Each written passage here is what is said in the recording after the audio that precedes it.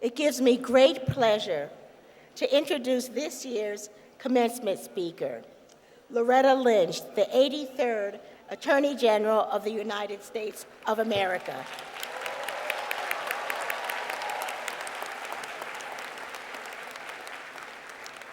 President Obama once described her as the only lawyer in America who battles mobsters, drug lords, and terrorists, and still has the reputation for being a charming people person. And that is absolutely true. Born in Greensboro, North Carolina, Attorney Lynch is the daughter of a school librarian and a fourth-generation Baptist minister. She received her A.B. cum laude from Harvard University and continued there to obtain her J.D. from Harvard Law School. After a brief period in private practice, she joined the United States Attorney's Office for the Eastern District of New York, located in Brooklyn. During her tenure there, she forged an impressive career prosecuting cases involving narcotics, violent crimes, public corruption, and civil rights, including the high-profile case of Abner Louima, a Haitian immigrant who was sexually assaulted by uniformed police officers in a Brooklyn police precinct in 1997. In 1999, President Bill Clinton appointed Ms. Lynch as the U.S. Attorney for the Eastern District of New York, a post she held until 2001. Following her tenure as U.S. Attorney, Attorney General Lynch served as a partner in the New York law firm Hogan Lovells. And in 2010, President Barack Obama asked her to resume leadership of the United States Attorney Office in Brooklyn. And in November of 2014, President Obama nominated Ms. Lynch to become the first African-American woman to serve as the Attorney General of the United States.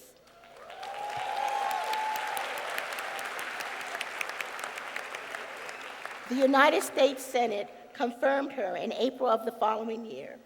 Please join me in welcoming the 83rd Attorney General of the United States, Ms. Loretta E. Lynch.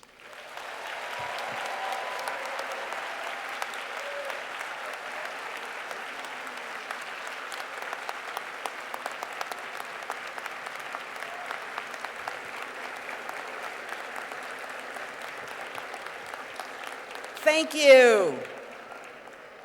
Thank you, thank you. Good morning, everyone. Good morning. Oh, that's Tuskegee. Excellent, excellent. President McNair, thank you so much for that warm introduction, but also for all the hospitality that I've been shown by you and your family, the faculty, and the students that I've had a chance to see just this morning on campus. Let me just take 1 minute and thank that beautiful choir for sharing their gift with us today. That was truly a gift, and we all do appreciate it. And President McNair, let me also congratulate you on your upcoming first anniversary as president of this outstanding institution. They are indeed fortunate to have you here.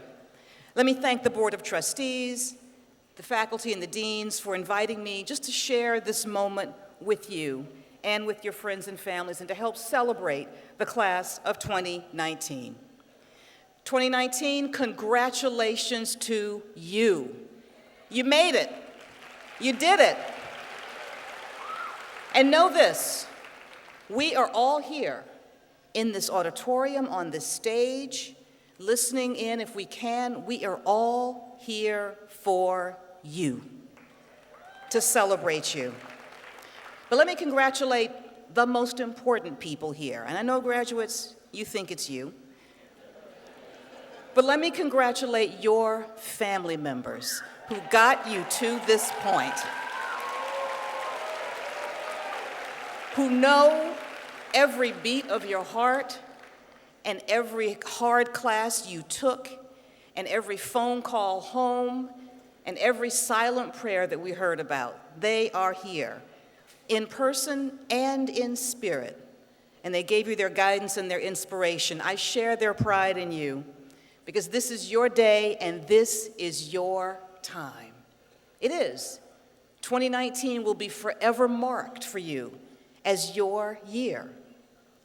But what a time it is. I think we can look around and see that the world is very different today than when you first entered these hallowed halls as freshmen in 2015. A lot of changes, a lot of turnover.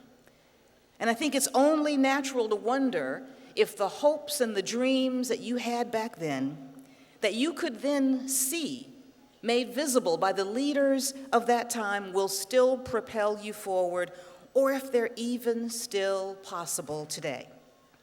And when we look outside this beautiful university at the state of the world, the state of our nation, the state of our union, it can be difficult to find our bearings. It can be hard to see our way as we live through concerted efforts to reverse the advances of not just the past administration, but of past generations.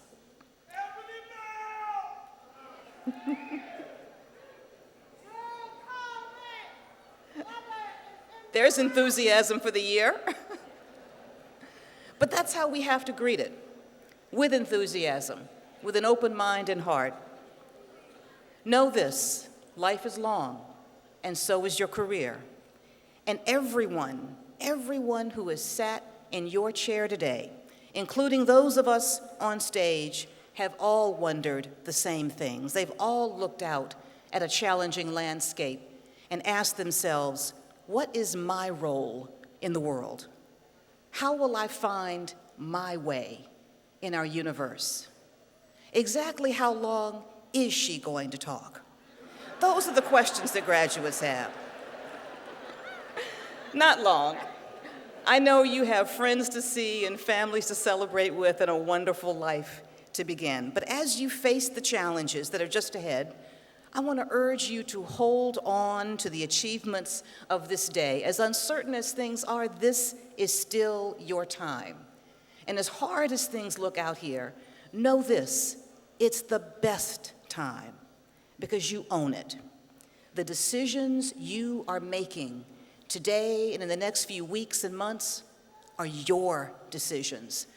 The choices you make are your choices, for better or worse.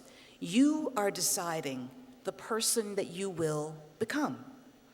Now, I know that sometimes this freedom can be daunting, it can be paralyzing. You can have the fear of making a mistake. You can have concerns about making the wrong choice, but you won't. And know this as well. You have all that you need to make those choices and those decisions. And while the substance of what you have learned here, your degrees in areas as wide-ranging as engineering and veterinary science and nursing and hotel management and liberal arts and education, the substance of what you have learned is very important. The key is the actual learning process that you have just been through. You've learned to think through problems. You've learned to prioritize issues. You've learned to focus on the most important challenges before you. And you've learned how to overcome them. And that's good, because those of us who are already outside these hallowed halls need you. We need you, class of 2019. We need your energy. We need your optimism. We need your sense that anything is possible. Because as difficult as things look, it still is true that anything is possible. Because even as the forces of fear and ignorance that sadly occupy the highest offices in our land seek to hurl us back to the 1950s and beyond, know this, even as those forces are rising, so are other voices. Other voices, your voices, the voices of people that you will be touching, that you will be influencing. Those voices are rising in the protest tradition of this great country to counterbalance them. Those who are refusing to be victimized are speaking out, and they're forcing a reckoning in manners and means that we had long thought impossible. And young people everywhere, all of you are emerging as our leaders. And as you prepare to face the challenges outside this beautiful campus, challenges to the very ideal of America, know that the history of this place, the history in which you have been steeped for the past 4 years, shows us that we have been here before. Our historical experience actually prepares us better than most for the current difficult times. We've been here before. We have seen prejudice. We've seen ignorance, but we've also seen it beaten back. We've seen it defeated with sheer determination and a refusal to be ignored. We have seen that happen, and we have made that happen. And this is the advantage that you have. Don't ever forget that. Yes, these are difficult times. The rule of law is trampled every day. The right to vote has become a pawn in a partisan shell game. And our only official response to the plight of those who come here seeking shelter from violence and political retribution has been to close our borders and to close our hearts. And then we've gone so far as to literally rip children from their parents, in an example of heartlessness that has not been seen since the exact same thing occurred to enslaved and Native American families. We've seen this before. We've lived through this before. We know how to fight this, and that is your advantage. Don't ever forget it, particularly as we look around and see that in the highest office of the land, personal interest has been placed before country. But we know how to defeat this. We are grappling with a resurgence of issues that have challenged our country since the beginning. Issues such as, what does it mean to be an American? Who is protected by our government and who is not? Who truly belongs in our American space, and who gets to decide that? And Tuskegee University has been grappling with these issues and challenging artificial limitations since its inception. This university, born during a time when, as we all know, African Americans were seen as less than deserving, less than American, even less than human. But Tuskegee has always shown that we are, in fact, more than. We're more than accomplished. We're more than brave. And we as a people are, have been, and always will be more than the limitations placed on us by small-minded people. We are more than. And as challenging as the current times are, they resonate within the history and the memory of the Black experience in America. And that history and that memory tells us that we have overcome before and we can again. And as difficult as these times have been, and yes, they have been hard, we've also seen many of our own stories and experiences resonate outside of our community in ways that they did not before.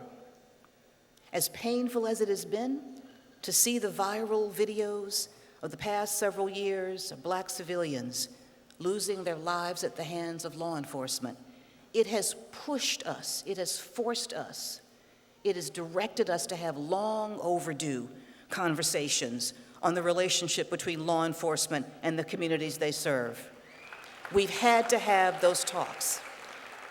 And the even more recent viral videos of those wearyingly familiar incidents of African Americans challenged for sitting, for shopping, for barbecuing, even for sleeping while Black.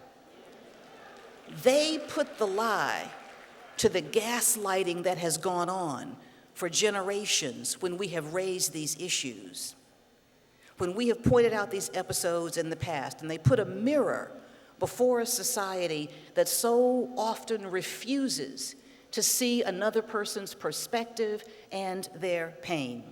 Now, of course, we're only at the beginning of these conversations. And as we all know, they often entail dealing with the shock of those who are just beginning to realize there's a reality outside of their own.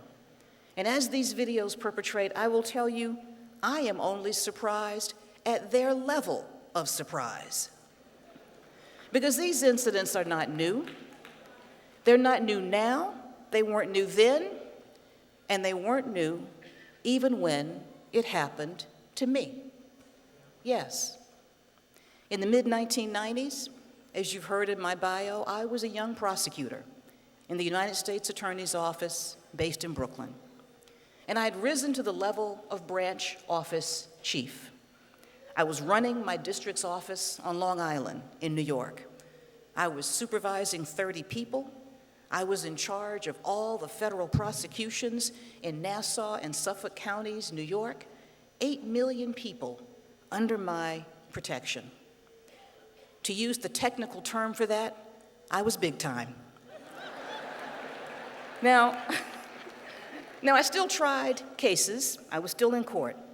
And one day, I went to a satellite office that we kept at the courthouse, along with my trial partner, on a case that I was working on. My trial partner was a young Hispanic assistant U.S. attorney, or AUSA.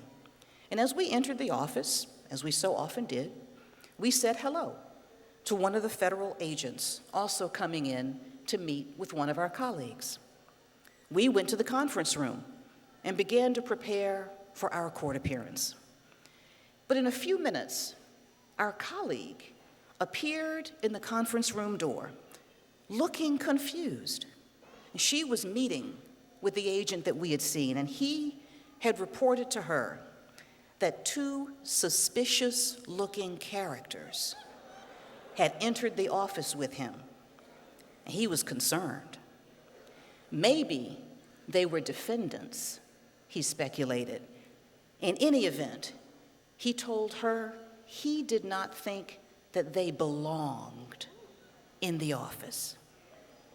So she began to look around to see who he was talking about. So we started looking around too. So finally, the agent whom we had seen came out of her office to speak to her, and then took her aside and pointed at me and my trial partner. Yes. Now, you can imagine his face when she told him I was her boss. You can imagine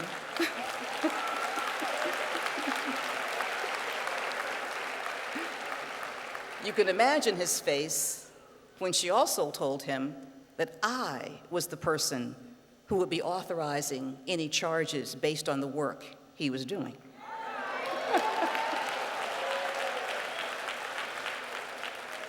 Now, I received an immediate apology because of my position, but that does not change this issue. That does not change this reality for all of us. That day in the office, this agent, he was at work. He was wearing blue jeans, a sweatshirt, and carrying a gun. My trial partner and I were wearing business suits and carrying briefcases. And I'm not going to lie to you, we looked good. Yet we were the suspicious-looking ones. We were the ones who didn't belong in the office. We were the ones who raised concerns. Now, of course, this worked out well for me, but this does not roll off your back, as you know. It doesn't. It stays with you. Stays a little bit of burr that stays in your skin. And then as now, I turned to some of the best advice that my mother has ever given me. And on this Mother's Day weekend, I will pass it on to you. When I shared this and other similar incidents with her, she looked at me one day and she said, "There will always be people who seek to define you, who seek to limit you, who seek to pigeonhole you based on nothing more than their limited perceptions." And she said to me, "I tell you now, never let them do so. Never let them do so. You define yourself. You tell your own story. Because one day, this will happen to you, if it has not already. Someone will seek to challenge your place in this world based on nothing more than a glance, based on nothing more than an impression, based on nothing more than their own limited vision of what success can be. It may be based on your race, it may be based on your gender, maybe based on where you went to school or your Southern connections. It doesn't matter. And I give you that same directive that my mother gave me: never let them do so. You define yourself. You tell your own story. Now, of course, I know on graduation day, this is an additional task that I am giving to you. And you thought you were done with exams. And I know it's a lot. I know it is an extra burden to carry as you go forth into this great world with all of your gifts and all of your achievements. People tell you to find your passion. You want to find that right, perfect entry-level job to secure your career. You want the right graduate school to chart your course. But as you go through this world, let me also give you something else. You do not have to know right now what you want to do with the rest of your life. All you have to know is what kind of a person you want to be. That's all you have to know. Now, I've predicted some things for you, and I'm going to give each of you another prediction today. And this one comes with a guarantee that it will come true. As you travel this wonderful world, as you go through life armed with your degree and your talents and the faith and support of all who love you, you are going to succeed in areas you never dreamed of. But I'm going to tell you, one day you will also fail in an area that you thought was your strength. And it will be hard, and it will hurt. But know this: you will learn more from your failures than from your successes.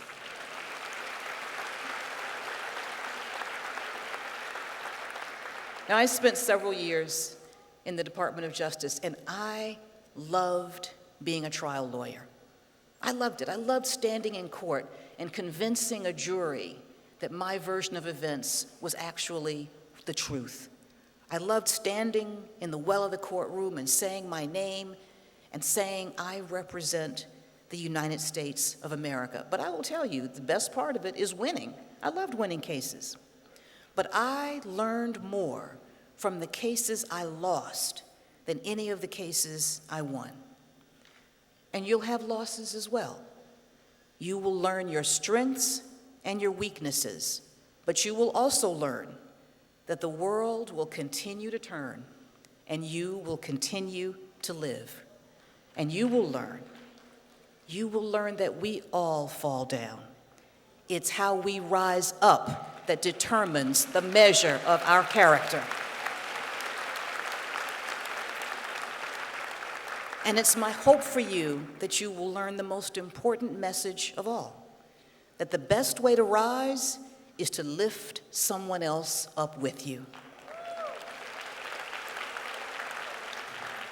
Tuskegee University, class of 2019, you are about to reap the benefits of all of your hard work. You're going to move into those first jobs. And then you're going to move up and into positions of power and influence. It will be rewarding, and you should enjoy every minute of it. But always, always ask yourselves, who am I lifting with me? Now, I have to tell you, it was wonderful serving as the Attorney General of these United States, because it gave me the opportunity to lift up so many others who have been left out and left behind by our justice system. I was so blessed to be able to expand civil rights for all Americans.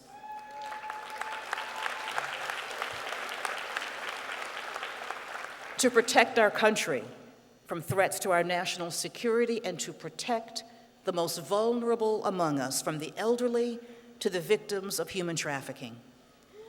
And I will tell you, it was the honor of a lifetime to work with the greatest president we will ever see.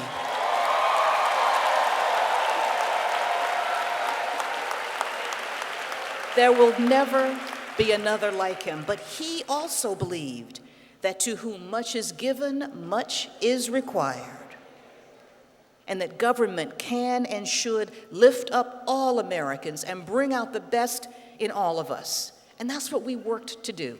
That was our goal every day, to make the promise of America real for all within her shores. And despite the efforts to erase that work today, despite the efforts to erase anything with the name Obama on it, we see today that the people we uplifted and the voices we empowered are stronger than ever. And I'm proud of the work that we did, the cases that we fought, the policies that we implemented. And as you can imagine, I am often asked, how do I feel as I watch and see it be dismantled piece by piece in primarily an act of petty political vengeance? And yes, it is hard. Yes, it is painful. But know this, the legacy that we built is more than the cases that we made or the policies that we wrote. The legacy that we built is the people that we empowered. The legacy that we built is the voices that we uplifted. The legacy that we built are the hearts and minds that we opened. And that legacy is also the knowledge that whoever sits in the White House, this country is still our house. And we, the people, have the power and the will to keep the flame and the promise of America alive for all of us. We don't need permission to show compassion. We don't need permission to expand civil rights for the person next to us. We don't need permission to vote. The legacy that we fought for is all of you and all of those that you will go on to inspire and to uplift. And if I can leave you with only one thought today, let it be this.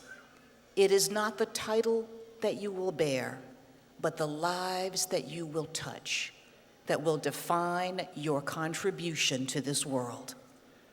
It's not the title that you will bear, but the lives you will touch that will define your contribution to this world. Tuskegee University, class of 2019, you are all about to rise higher than you can imagine. And I ask you, I charge you, that as you find your purpose, you lift others to theirs as well. And know this, your degree will open doors for you. For many of you, it already has. And always know that when and where you enter, you bring all of us with you. You bring the love and support of your friends and your family. You bring the faith of the founders of this institution, and you bring the legacy of strength and perseverance of this great school itself. TU, class of 2019.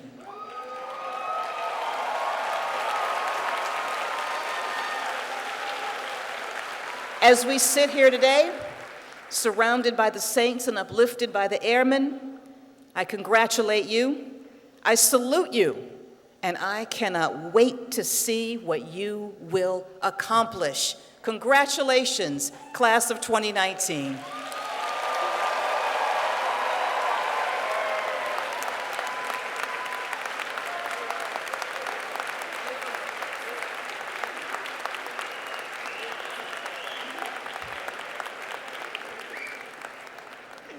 At this time, it gives me great honor to confer an honorary degree upon the 83rd Attorney General of the United States of America. Attorney General Lynch, will you please come forward?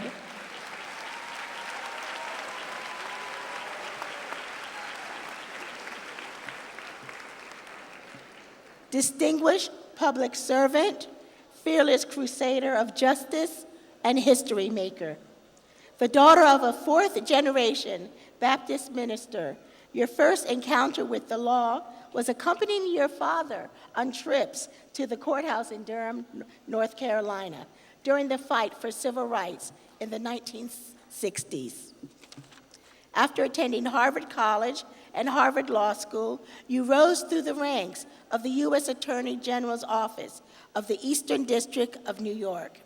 After serving as Deputy Chief of General Crimes, Chief of the Long Island Division, and Chief Assistant to the U.S. Attorney, President Bill Clinton appointed you as the U.S. Attorney in 1999, a position you held until 2001. Because of your outstanding legal background, President Barack Obama reappointed you as U.S. Attorney for the Eastern District of New York in 2010. And then in 2015, President Obama nominated you to become the Attorney General of the United States. You served with honor and distinction as our nation's 83rd Attorney General, the first African woman to serve in that role. You are scrupulous, fair, and impartial. Your sense of honor and integrity are qualities that have stood the test in difficult times. Tuskegee University salutes you today for your distinguished career and your tireless efforts in the pursuit of equality. It is my privilege and honor, with the authority vested in me by the Tuskegee University Board of Trustees, to award you the honorary degree Doctor of Laws, honoris causa, with all the rights, honors, and privileges appertaining thereto. And in token thereof, I present you with this diploma.